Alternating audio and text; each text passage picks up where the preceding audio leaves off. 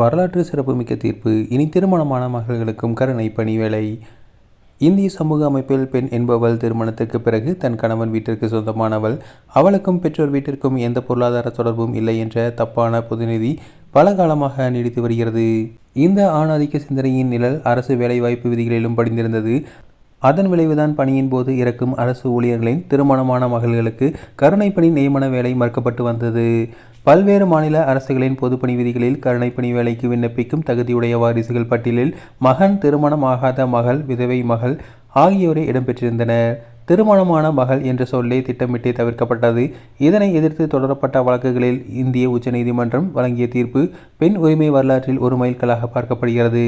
நீதிபதிகள் தங்களின் தீர்ப்பில் மிக முக்கியமாக 3 அம்சங்களை சுட்டிக்காட்டியுள்ளனர். பாலின சமத்துவம். அரசியலமைப்பு பிரிவு 14-15 ஒரு மகன் திருமணத்திற்கு பிறகும் பெற்றோரின் மகனாகவே கருதப்பட்டு வேலை பெற தகுதியுடையவனாகும் போது மகள் மட்டும் திருமணத்திற்கு பின் வாரிசு என்ற தகுதியை எப்படி இழக்க முடியும்? அது அப்பட்டமான பாலின பாகுபாடு என தெரிவித்துள்ளனர். மேலும் திருமணம் என்பது தகுதி இழப்பு அல்ல. திருமணம் ஒரு பெண்ணின் சிவில் நிலையை மாற்றுமே தவிர அவளது பெற்றோருக்கு அவள் மகள் என்ற பிறப்புரிமையை இரத்த உறவையும் துண்டித்து விடாது என தெரிவித்துள்ளனர். மேலும் கருணை பணி வேலையின் நோக்கமே அந்த அரசு ஊழியரை நம்பி வாழ்ந்த குடும்பத்தை காப்பாற்றுவதுதான். எனவே திருமணமான மகளாக இருந்தாலும் அவளுடைய கணவன் வருமானம் இல்லாதவராகவோ அல்லது அவள் தன் பெற்றோரை பொருளாதார ரீதியாக சார்ந்து வாழும் சூழலோ இருந்தால் அவளுக்கு வேலை மறுப்பது சட்டவிரோதமானது.